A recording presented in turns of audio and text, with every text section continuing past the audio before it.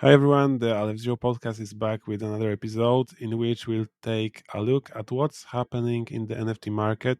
And today we'll be joined by James, aka Groovy from Just Ape Studios, the studio behind Just Ape, NFT collection, and apes across worlds that are deploying on Aleph Zero. So, hi James, great to have you here. Hey, yeah, thanks for having me. I'm glad to be a part of this.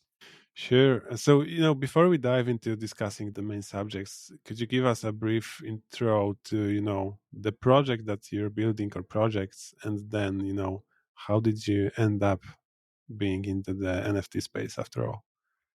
Cool. Yeah, absolutely. So, the project that we started about a year and a half ago. So we've been out for quite a while. That project is Just Ape. We launched on Solana. I guess to kind of learn how we actually got there, it's probably better to kind of start, at how I entered the crypto space. So formerly I was a software engineer, was working in tech, and I'd been kind of dabbling in crypto like ever since college, and moving into my career after. So after my first startup, I was just really started getting more interested in crypto. My first intro to crypto was actually like early Bitcoin days. I bought my first, bit of Bitcoin, and I was super interested in it and thought that it was really going somewhere. So I got gotten super early on Bitcoin, and I had quite a bit of Bitcoin, and was a firm believer in it and thought it was really like going to take off. And unfortunately, I had a lot of my friends convince me that crypto was a scam, and I ended up selling all of my Bitcoin, which looking. So it was an interesting progression point from there to like college, graduating college, going into software engineering, and doing that for a bit. And I was going for a career change, or just more so like a workplace change. I was leaving my former company and applied to like Visa. Was very interested in like the financial sector and kind of expanding there, growing there. So I applied to Visa. I went through like the interview process. I got an offer, and around the time I got an offer, they had actually bought their first CryptoPunk. So they bought their first CryptoPunk, and at this point, I mean, I was, I wasn't as skeptical on crypto. I believed in it just as I did before, but NFTs were kind of another story, right? I was like, NFTs are scams. Why is this Fortune 500 company buying an NFT? So started looking more into it, and the reasoning for why they purchased it in terms of provenance and like the history, the historical aspect of CryptoPunks and whatnot, and just became super interested in it. So at that point, I did accept the offer. I was like, okay, if I'm going to do this, if I'm going to, do this career change, maybe I should kind of explore crypto and see where that leads me. And that eventually led me to applying to Kraken, started working at Kraken. I was there for about a year and a half, a little bit shorter than that. And through that time, being in crypto, I started just getting more and more involved in the NFT space, the Web3 in general. Started trading on Ethereum, eventually came over to Solana, started getting more involved with projects, like just being involved in the community, started being more active in like small DAOs and community centric projects. And eventually, after a year, like 3, 4 months at Kraken, I was like, okay, maybe this is something I should do, full time. I really enjoy this. It blends with a lot of my strong points. It's really involved in tech. And we started ideating with my other previous co-founder at Just Ape in terms of, launching this project and kind of bringing something to the space that wasn't really seen before. So that's kind of how we found Just Ape, and the progression point from there to this point. And it's been over a year and a half. It's just been kind of a wild ride. I've met some great people, come across some great teams like A Zero. That's kind of what led me to here. Yeah. It's different when, or you get a different perspective on the whole space, I think, when you start working in it, actually. That's probably goes to your experience with Kraken, right? Absolutely. Yeah. It's No, you might be a believer or not, but when you are building those things, it's different. You just know that it's going somewhere. Yeah, absolutely. And I think that's kind of like a big part of it, right? When you're actually in industry and when you're, you're working it every day, you're learning more about it. You're learning like the intricacies, you're learning all the different sectors, whether it be DeFi, whether it be NFTs, whether it be gaming. There's so much substance behind it as opposed to, from the outside view of like NFTs are a scam, right? I will say, right, like there's a reason why 99% of collections, 95% of collections go to zero, right? It's because they more than likely are a scam, right? They're not really looking to kind of provide any value to the crypto spheres of Web3 as a whole.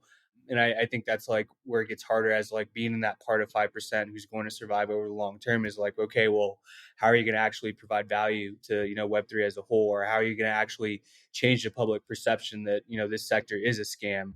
Like you mentioned, once you're in it, it's just you see so much more of it, and you really start to understand the value of these assets, or what they can actually represent. Yeah, and it's similar with people calling like blockchain as a great tech, but then crypto maybe or maybe not. And the same is probably with NFTs. They are like the tech is really, I think it's really groundbreaking, but then getting it used to it, beyond just JPEGs. This is also a large part of what it can become. But I think as you mentioned, 2 years ago NFTs were like everywhere, and then they made their own trip probably, at least in terms of the speculative aspect of it. So from your perspective, how would you say were the last 2 years? Yeah, I'd say we've definitely matured, or the space as a whole has matured for the most part, right? You still see a lot of projects. Like I think there was just recently a project that raised, I think, around 4 million, and they haven't actually they haven't unveiled any plans at all in terms. They haven't even revealed the art. It just kind of leaves you wondering in terms of like, wow, are we back like you mentioned like 2 years ago, right? Whereas I do think on the opposite side, we have seen like this maturity, right? Like whether it be from just art and collectibles to like diverse domains, like I just mentioned earlier, like gaming, DeFi, virtual real estate, that kind of stuff, all these different applications that people are generally interested in, all these applications that kind of bleed over into the Web2 space. And I think, as we progress, we're kind of witnessing this increased emphasis on things like utility, community driven projects, along with like this surge in mainstream interest. And I think the biggest project that, I can talk about all day, just because what they've achieved is like beyond what I've seen from any other project. At least like in terms of my own perspective, right? And that project is Pudgy Penguins, right? Pudgy Penguins is I expected that you mentioned them. I mean, they've just done. I think this past year, I say this as someone who holds zero of their assets. I'm in big support of what they've done in terms of, they go to these conferences, these Comic Con conferences. They go to these licensing conferences and expos. They've been doing so many different things that other projects have not been doing as like this brand IP play, and they've started to kind of reap some of these benefits, like being placed at Walmart, which is just massive for onboarding opportunities. The big value there is just being in front of Web 2, right? Like how can we put blockchain applications more in front of everyday consumers? And the past year we did, like, we were part of this partner program with this initiative called Solana Spaces. So we were in brick and mortar stores in both New York City and Hudson Yards, as well as in Miami and Wynwood, just kind of showcasing our project, our products. Had an education station that kind of went over some of our core unique selling points for the project. So yeah, I think we're overall, I think we're maturing. There's always going to be like these. I don't want to like sound too toxic, but I call them like value extractors. People who just kind of come to the space with no plan. They're pushing that perception that NFTs are a scam just by the way that they operate. Whereas you have other kind of operators like Luca from Pudgy Penguins who are actually trying to push the space forward and convey to people that, hey, there's a lot more substance under the tech. There's a lot more substance under these projects. There's a business side of things, and there's like the terms of like creating these products that are actually going to resonate with people outside of Web3, right? Before we actually jumped on the call, we briefly talked about like products that we were kind of making, and it's always been my perspective that we shouldn't mint NFTs and then go create more products that are just going to take more value out of the people that already paid for these NFTs, right? It's like you're basically double dipping into your holders' pockets. One, it's not sustainable long term. You kind of have this business model that relies on continuously getting funds from your community members, and based off of how we progressed, like you mentioned, over the past year, 2 years, is like nobody wants to do that. Nobody wants to just keep paying like this subscription model for NFTs. Most people just want to buy an NFT and they want like these benefits for life. And I think there's definitely ways to do that. It's just about how do we get to that model, right? And I think that's what we're seeing in the space, is like we're seeing that maturity towards that, in terms of like, okay, well, let's build products that are going to appeal to a wider audience, except our own community. Granted, we can still give our community these benefits and these tangible benefits, but let's also think about like how are we going to grow over time. Yeah, I think NFTs are and will be a large part of how we form communities online, right? And I think this is the first part, like to have this PFP, and then whatever it can be anything. But have you seen also some innovation around NFTs in other spaces, like for example DeFi? I remember in the last cycle I've seen that even you had like NFT bond products for DeFi or anything happening there, at least from what you are seeing. I think there's definitely been a lot of great applications in the DeFi sector in terms of like the bonding thing. I haven't really like dived deep into that. I can say, and this is kind of like a soft show on something that we're working on is we're working on a lending protocol that's going to utilize, our NFTs in every collection that we have. We're also going to be supporting tokenized RWAs, tokenized validator backed assets. So I do think there's definitely a lot of like useful applications out there. It's about the innovation, like you mentioned, beyond just like the JPEG. How can we actually like challenge or change the reputation of NFTs as mere like JPEGs and actually, push the space forward enough to where when people hear the word NFTs, it's not just a mere association of like, oh, this is a scam, right? One of the things that interests me the most is tokenized RWAs, right? Just because you have such a wide array of like real world assets. So it's like, okay, well, which real world assets are you going to tokenize? How are you going to use them? And I think in terms of, I mentioned it earlier, like real estate, there's been a lot of interesting things in terms of like tokenizing real estate and like tokenizing like houses or whatever. The thing that most excites me, and this is kind of like childish, but it's probably just due to my childhood, but I think like tokenized Pokemon cards is something that's really cool to me. Is like that whole idea of being able to trade, just assets online and being able to own like a physical Pokemon card that's been tokenized online. It's super interesting. I think Courtyard's doing a lot of interesting work in that space and getting more people into the space just by tokenizing things like Pokemon cards.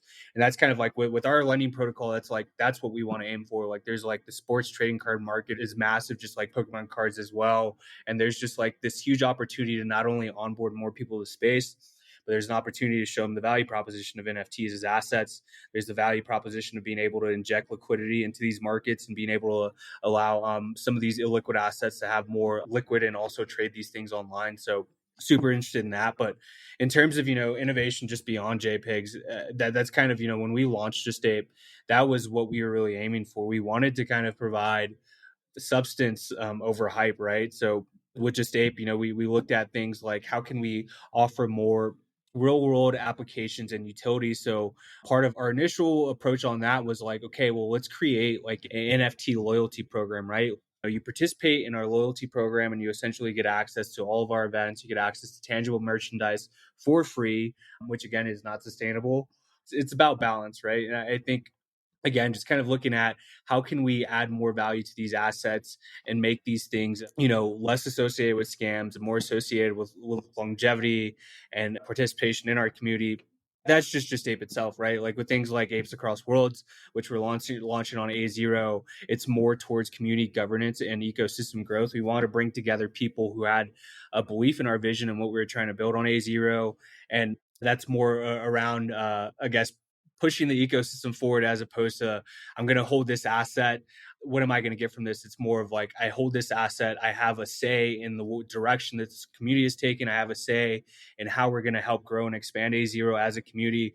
I think there's just so many different applications and value propositions as opposed to just like it's just a JPEG now. And I think as the space continues to mature, it's going to be all about more like what's that whole value proposition behind the project that isn't hype, right? Because we've seen from the last cycle, like you just mentioned, hype isn't sustainable. You can't just continue operating on hype. You need sustainable products and ideas behind your project if you want to survive long term. Yeah, and actually you mentioned about how you approach the community aspects of an NFT project, but in particular, like in Just Ape Studios, what tools and what storytelling are you using to attract those new community members?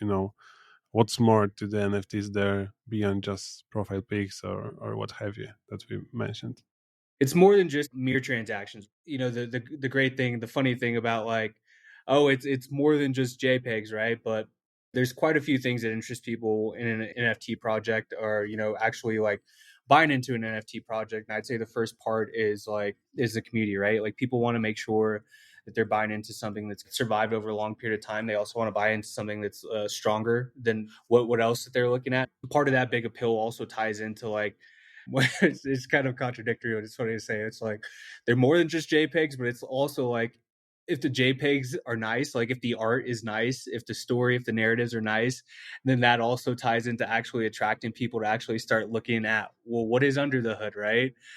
So I think, like you mentioned, that in terms of building the community and attracting more members to the community, it's all about creating the right narratives, offering these immersive experiences, and again tying it back to how active is the community. People want to see like that active engagement on platforms like X or platforms, different forums, whatever it be. People just want to see that this community is active and lively. And I think, again, with us, the way we approach it is we want to look at this as a shared journey and vision.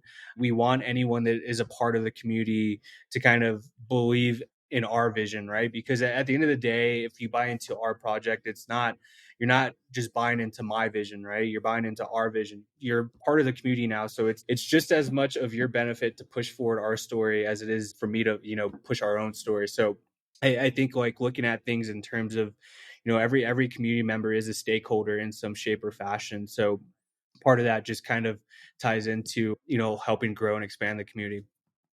Yeah, I think it's really similar to how other collectibles work. Basically, there's like, I know, a Hot Wheels, right? But you're buying into a tradition of collecting those from like 60s or whatever. So this is definitely what you just mentioned. Also, as with art, you are buying a piece of art, but its story provides its value, or states its value. You mentioned Pudgy Penguins as one of the projects that is really making waves right now, and I agree. I'm seeing those all over my feed on X. But were there, on the opposite side, some really big failures which the NFT community can learn from, and anything that comes to your mind on that? Yeah, I think I'd say the biggest things that I've learned, at least in terms of my perspective, is, and this ties back into something I mentioned earlier, is sustainable growth over hype, right? Like if you're just kind of keeping everything in a shroud of mystery just for the sake of keeping it in a shroud of mystery, that's your marketing strategy. You're going to attract people by just being mysterious. It's like, it's not going to take you far. And I think that's kind of like, as we've progressed over the past year and a half, the past 2 years, we're seeing more emphasis placed on transparency. People want to see, what's being worked on, whether it be by like weekly community updates or like monthly community updates. Basically, just anything that kind of really provides some insight into what's actually going on behind the scenes, right? Just because, again, with the space being so ridden with scams, I think people just want confidence in their investments and things that they hold, even if they're just a part of the community. And another big part of it is the value of building strong communities relies on also kind of offering some tangible value, whether it be by the network effects of the community itself, rather than just relying solely on like market trends and speculation. I think it goes so much further, again, to just have like actual tangible deliverables, as opposed to just being like, here's an art upgrade, here we're changing the art, like you should be happy with your investments, like we spent so much time on changing this art. And it's like, well, why didn't you spend time on building something that's real, or that I'm going to use every day, or that's going to be used by other people in the ecosystem every day? So I think that's kind of like something that I've noticed or seen, within the past year and a half, which is great. It's all part of the maturity. I'm a big firm believer that every failure, every mistake, or like there's just so much to learn from mistakes and failures. And I think the best thing about working in the NFT space is, it's not the best thing. There's obviously, like, I never wish for anyone to lose money, but there's just so many people that fumble and fail, and people that have raised like you know millions of dollars, and just seeing how like things that they did wrong. And it's like, okay, well, not doing that.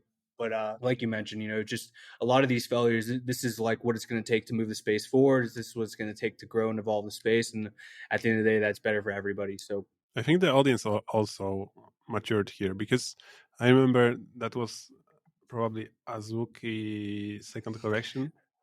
That was like everyone was not really happy about it, as far as I remember. yeah, and I have mixed feelings on that, right? Because at the end of the day, you shouldn't just keep, especially when it comes to like NFT projects, you shouldn't just keep minting NFTs that don't have an underlying purpose. If you're just adding, saturating your ecosystem, well, things like Azuki, it's going to happen, right? Like you're going to charge your community. I think they raised like 48 million with their elementals mint, and it's like there wasn't really anything that was revealed before then. And granted, like I'm not fudding Azuki. It's just I wouldn't personally do that, right? Because it's not my way of operating, and I don't think it would be fair to the community. I mean, their Azuki, like their Gen One assets, went from like 16 ETH to like three or something at the bottom, I think, and it was just a lot of people lost money. It's unfortunate, but hopefully people will learn. But I know there was like at the end of the day that there was also a lot of people that complain about it. But I mean, they minted out, right? Like people paid for all their assets. So it's like at the end of the day, as consumers, it's kind of, the we're also responsible ourselves for determining market trends by saying what we think should work with our money, right? Like if we don't think an idea is great, well then maybe we shouldn't spend $48 million on it and push these old kind of models that have been proven to not work over time. But yeah, it's kind of my take. Yeah, I couldn't agree more. It's just, but also my point was that, probably earlier in 2021, for example, people would jump into everything and would be happy. And now they are like more cautious or more, they seek those values, right? Yeah, I mean, we can hope for that, right? But I mean, there's so many people who are just like, is a bull market back? Is a bear market over? Obviously we still don't know, like, the halvening is coming up, this year and whatnot. But before we actually, we're into a full on bull market, we're seeing a lot of these same like things that happened in the last cycle happening again, right? So you have to wonder and be curious, like, have we really learned? Are things changing, or are we just kind of going into our own? Biggest example of this for me, like obviously, we just saw this recently with an NFT project on Solana. There's like a 4 mil raise again, no reveal of the art, no reveal of like anything that's like going on behind the scenes. You can go to their site and they're still hiring for a lot of key roles that you would expect a company that raised 4 million to have filled already. And you're just like, wow, okay, I guess this is, yeah, maybe we didn't learn anything. And then, like from my own experience, just seeing what's going on with like meme coins and whatnot, right? You're seeing people that are just kind of aping into everything that kind of like, oh, this might make me like 100 times, right? I mean, just recently there was like a meme coin dog with hat that went up to like 400 million market cap. And it's like, Jesus, there's projects like that. And then there's like other things like, I think it's like Chonky that like they've put out like a D app on the mobile phones. They already have merch in the works. There's so much substance behind things that they're already working on. And you see things that happen in the space happening pre bull market. And you're like, man, have we really learned? Or are we just kind of going to fall into all those old traps? Like, so we'll see. I'm optimistic, right? Degens will always be around.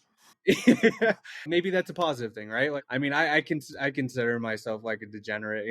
Sometimes it's just fun to like sit in a group chat with friends and just look at different projects and look at certain value propositions early on and be like, wow, this could really go somewhere. Like dog with hat, like honestly, I saw that like soon after that launch, and I was like, this probably won't go anywhere. So my whole optics on this are like off, I guess. The market speaks, right? What the market speaks to what the market wants. So it's interesting to see what's like popping right now. But actually, you mentioned earlier, about real world connections of NFTs or also collections of, for example, merch. So, how do you see NFTs and the physical collectibles, or just those two words, the digital and physical words, overlap with NFTs? Because of course, Just Ape runs what clothing brands. I've seen coffee, and I bet you have more plans around that, or maybe not. So what's your opinion on how to make it cool from merging those two words?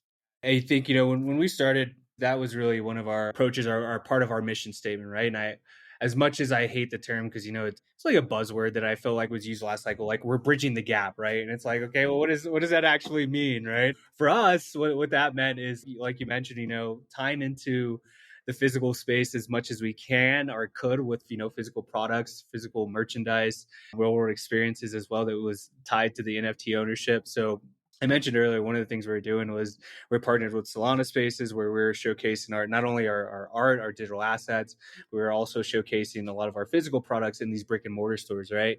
Some people, I believe, can't really understand the value of some of these things unless they can hold it in their hand, right? They need to hold a physical product in their hand to understand of like, oh, this is an actual company. They're creating like actual products, right? So one of our core products prior were like, yeah, we did a whole clothing line, and this is stuff that we were creating all OEM down to the fabric we chose for specific products. With the things like the coffee, we were working with Web2 companies to do like a co-branded product to get them some Web3 exposure and also show them that, hey, like there's more value to NFTs than just like digital assets or these JPEGs. So there's a lot of value in that. And when you come to the idea of also like tying these like NFT assets to the physical world, I think another big example, which I'm gonna have to tap in, Pudgy Penguins again, because what they've done in this space is just amazing. The whole idea of using like this content that's relatable to the Web2 space to kind of tie over that, that digital realm, so in a way that they can understand, especially when it comes to IP, right? Like for example, Luca, what he's done with Giphy has been amazing, right? To kind of close some of these deals like the Walmart deals. I remember, I think it was like 4 months ago, I was listening to him on a space and he was talking about closing some of these collaborations or these Web2 product collaboration ideas. The biggest thing that a lot of these companies cared about were metrics of impressions on platforms like Giphy or Instagram. And it was kind of an eye-opening moment for me, because I was like, he's right in terms of like there's so many people that have used some of the art, whether it be like the Giphy content, and they don't even know what Pudgy Penguins is, but there's content that's out there so that they can use whenever they go to their phone and like type in certain emotions or reactions in those Giphy extensions, and they immediately get this content that they can relate to. And so that was something that we started recently as well. I think around like 2 months ago, we hired an animator and an animation team to kind of start leaning more into this. Like, how can we connect more with that Web2 audience and connect more from like, it's not necessarily connecting the physical to the digital, but it's more or less connecting to Web2 in a big way, which I think is very important as a brand IP play, which I don't really consider us anymore. But I'm always of the opinion like the more eyes, the better, right? And with us, we've been leaning more into that to kind of connect more with that audience and also emphasize, you can bridge Web2 to Web3, but there's just so many different ways. It doesn't have to necessarily be like digital to physical. There's just so many different ways to connect. And we've seen a lot of success with this initiative going from like our first month, we only put like a few animations up and we only had like tens of thousands of views. And since then, in the short span, it hasn't even been 2 months, I don't think, but we're already up to like 2.7 million views, I think I checked last night. So there's this varying degrees of connecting with this Web2 audience. It can be important to do like, yeah, the digital and the physical world, but also there's like still the digital and Web2, digital and Web3. It's like, okay, let's connect those two components so that more people understand, these brands on a bigger kind of sense of things, I think. Yeah, exactly. And I also have this question, going through my head, because you also mentioned, Luca from Fuji Penguins, and do you think that as the blockchain space in general seeks decentralization, does it really matter for NFTs? Like, should it be focused around the creators, or should it be more like a DAO, or something where people collaborate, or just maybe both? Yeah, I think it's all about specific projects and what they're trying to achieve, right? Like for example, with Just Ape, I do think it should be decentralized, but it's all about the degree of decentralization in terms of like, yeah, I think as a founder, I'm responsible for pushing forward all initiatives, but it's also like the burden of responsibility also relies on the community to make sure that that message is enhanced further and that everyone has an active part in making sure that we're pushing it as much as we can, right? Like I'm only one person. Our team is only as big as it is. At the end of the day, again, tying it back to what really attracts people to certain communities. People want to see strength in the community, to see how active they are, to see how loud they are, to see how much they believe in the core ideas.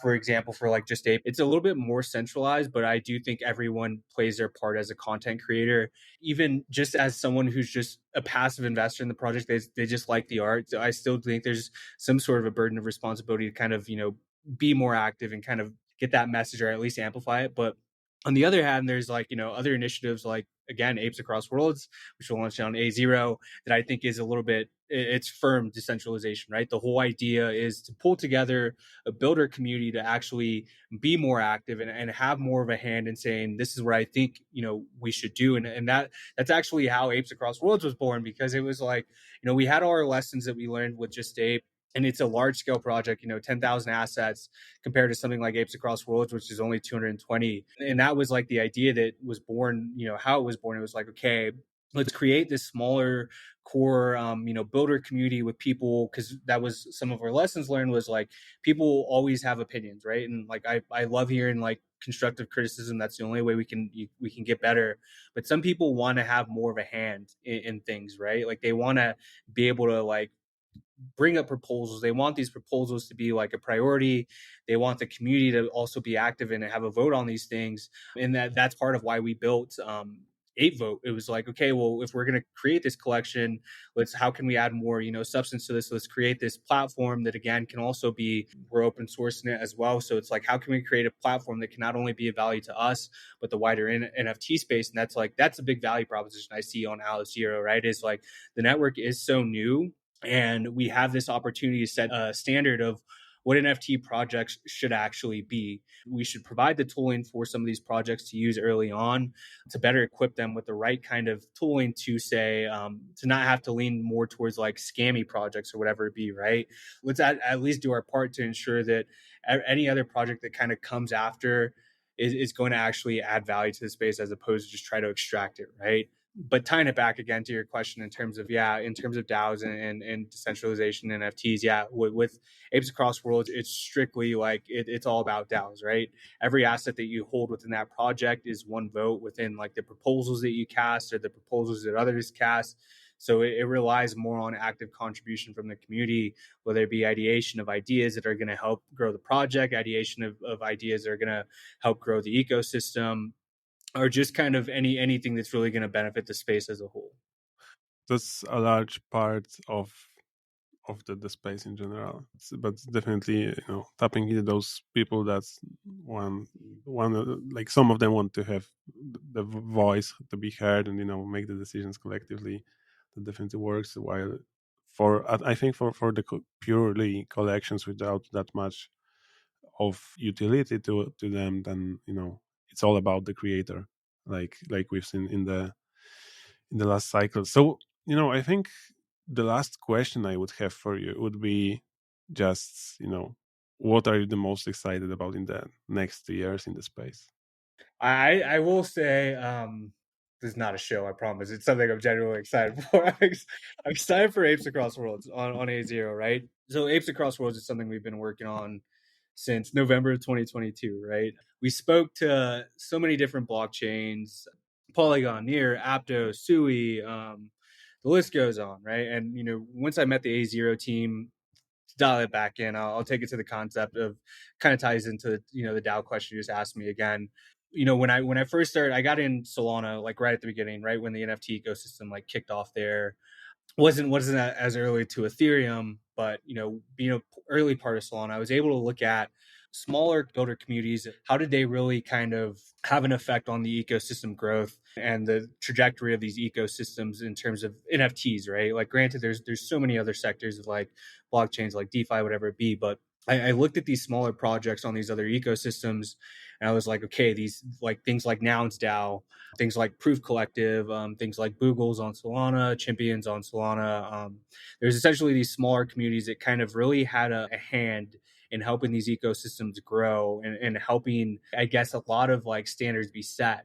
So last, November 22, whenever we started like conceptualizing this idea to expand to another blockchain, it was like, okay, this is what I want to do. I want to create something that there's substance built under it, and they actually have an effect on helping these ecosystems grow. So again, talking to all these other teams, when I spoke to the A0 team, it was like, okay, this is it. This is the team that's going to, we align with their values. They align with ours. They understand everything that we've done over the past year. They understand what we want to do. They understand my vision. They understand where we want to go, what we want to build.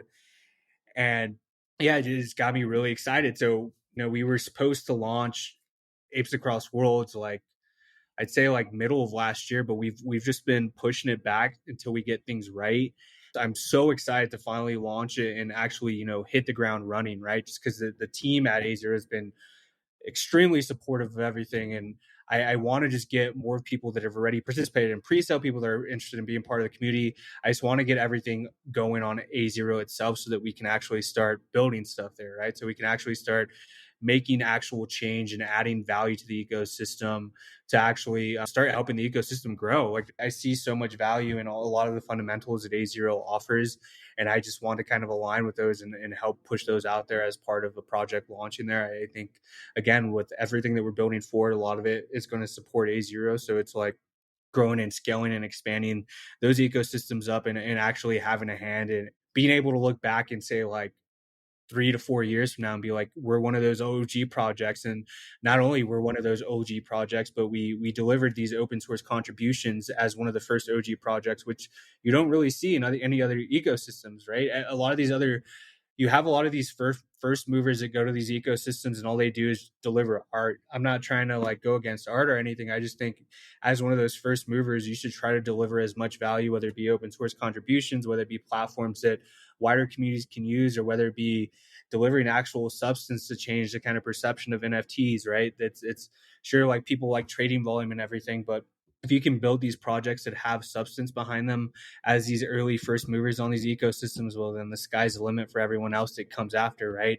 If you have the OG projects that have delivered so much substance, well, it's going to make it considerably harder for those that want to come scam on these ecosystems to actually deliver anything or start a project there, just because you can't hold a candle to these other projects that have already delivered so much value and substance to the ecosystem. You just won't really like do well there. So that's what I'm excited about the next couple of years. The whole growth in terms of like A Zero, I think it's just impressive, especially when it comes to like the institutions that A Zero has just been nailing down.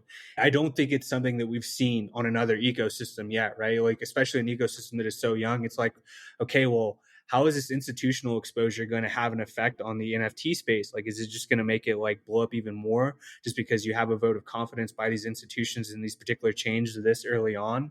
I'm more excited to see again where we're at, where A Zero's at, and kind of what the future holds. Yeah, we'll see, but that definitely is, this is the way to go, and it requires more effort to kickstart the flywheel, but then when it goes, it goes. And by the way, when is the Apes Across Worlds launching? We're aiming for February 13th. We hadn't actually kicked off our go-to-market strategy, but we was discussing with the team, and some of the team was against this, but I was like, let's just do it. But we were basically like, it was more so just me. I was like, let's kick off our pre-sales, right? Like we're still a month and a half away from launching. We haven't started a go-to-market strategy, but let's just see how many people are paying attention. Let's see how much interest there is, and just the vision, right? That's granted, we're doing like a vote, and we have like all these other contributions aside from just the vision and just the art. But I was like, let's see how many people believe in the vision of what we're building here. Let's see how many people are going to have an interest in this without even doing like our marketing strategy yet, right? And partially a lot of this was also because we're doing our intro to Deutsche Telekom and Franklin Templeton through the A Zero hackathon. So I wanted like these metrics to use for part of this intro. But I also wanted to just going back, I want to see like, okay, let's see who's actually going to vibe with the vision and who actually fully believes in this. And so we had our pre-sales, was open for a limited amount of time, and we did pretty well. Like we were only expecting to kind of sell half of our pre-sale allotment, which was total allotment was 110. We projected to kind of sell 55, and we sold around 65 slots, 68 slots, which was way past what we thought we'd do. So it's been really doing really well, and we just started kicking off the go-to-market strategy this week. But before then, we already saw like just a bunch of random new people that have never even been part of the Just Ape community pop into Discord, and they're like, "Hey, how can I mint AAW? How can I mint Apes Across Worlds?" And it's like, well, I'm just kind of curious, like, how did you hear about us? Because we barely started our strategy, our go-to-market strategy. It's like it's made me very excited for the future, just like the interest that's coming up on Twitter. I feel like I'm just like, look at what A Zero is doing. Look at all these institutional partners, so on and so forth. So it's always like I'm always curious to hear, like, one of the first things I ask when people pop in Discord, especially when they reference like AW, now that we already ended pre-so, it's like, well, how did you hear about us? Like, where did you get your, where's your source of information? Because I'm interested, if we haven't started the go-to-market strategy, or we just started, it's like, well, where are these people coming from, right? And it's like, is this like exposure, just like people know of A0, now they're excited about this collection that's coming? So yeah, it's an interesting time.